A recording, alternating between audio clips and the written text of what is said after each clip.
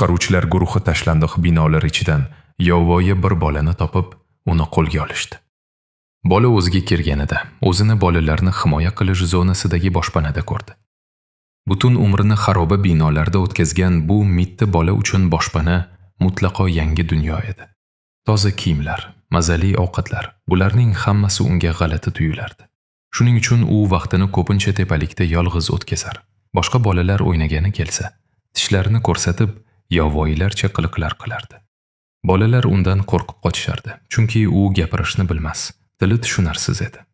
Boshpana egalari uni o'zini imo-ishoralar bilan tushuntirgani uchun Changalzor kitobidagi Mowgli deb chaqira boshlashdi. Boshpanadagi bolalarga tashqaridan xatlar kelib turardi. Mori buni qiziqib kuzatardi. Uning yonidagi Rina ismli qizaloq bu xatlar homiylardan, ya'ni ularga g'amxo'rlik qiladigan mehribon odamlardan kelishini tushuntirdi. Rina Morining eng yaqin do'stiga aylandi. U Moriga homiylar va sovg'alar haqida hamma narsani aytib berardi. Rinaning o'ziga hech qachon xat kelmasdi, lekin u buni oddiygina tushuntirardi. Menga homiy kerak emas, chunki onam 100 kundan keyin meni olib ketishga va'da bergan. Bir kuni tushdan keyin tarbiyachi bolalarga ertak o'qib berdi. Qadimda o'zga sayyoraliklar kelib, odamlar bilan do'stlashgan emish.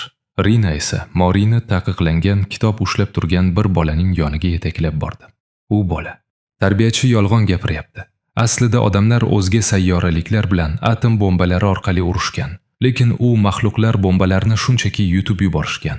Shuning uchun odamlar taslim bo'lishgan", deb haqiqatni aytdi. Oradan kunlar o'tib, Morining nomiga xat keldi. Endi uning ham o'z homiysi bor edi. Buni ko'rib Rina yig'lab yubordi.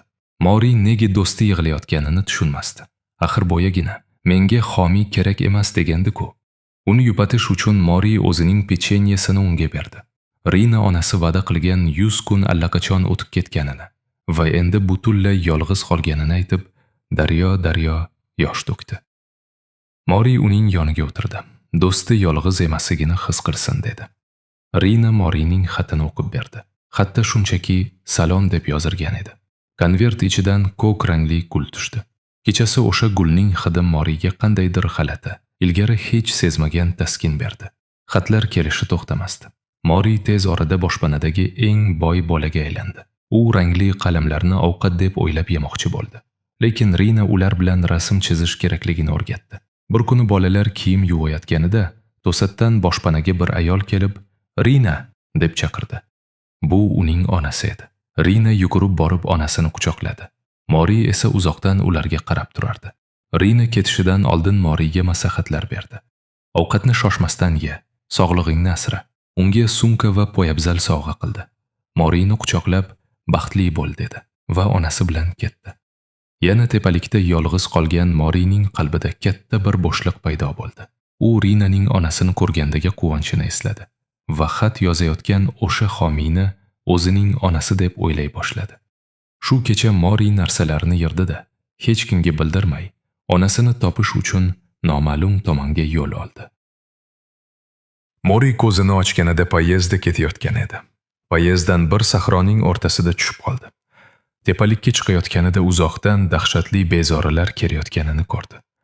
Mori qo'rqqanidan qochdi, lekin bu maxluqlar uni tutib olishdi. Ular avval bolani sotmoqchi bo'lishdi, keyin esa yeb qo'yishga qaror qilishdi. To'satdan bezorilarning boshlig'i paydo bo'ldi. U Morini yemoqchi bo'lganida uzoqdan o'q ovozi eshitildi va bezorilardan biri yer tishladi. Bu tepalikdan kuzatib turgan Rayder edi. Rayder bezorilarni osonlikcha mag'lub qildi. Uning Ya ismli sun'iy intellekt yordamchisi bu bolaning haqiqiy inson ekanligini aytdi. Rayder Morini uyiga olib borishini aytdi. Mori xursand bo'lib, "U meni onamga olib boradi" deb o'yladi. Lekin Rayderning rejasi boshqa edi. U bolani $300 sotmoqchi edi. Biroq Morining kiyimini ko'tarib, undagi maxsus belgini ko'rdi-yu, Rayderning rangi o'chib ketdi. Bu dunyoning egasi hisoblangan qudratli 7 barmoqdan birining belgisi edi. Rayder qo'rqqanidan, "Men juda bandman" deb bahona qilib mototsikliga o'tirdi-yu, bolani tashlab qochib ketdi. U o'zicha, "Deyarli hayotimni barbod qilyaptimi? Bu belgi bilan o'ynashib bo'lmaydi" deb qo'rquvdan qaltirardi. Chanqab suv ichmoqchi bo'lganida, to'satdan yonida mototsiklda kelayotgan Morini ko'rib, shokda qoldi.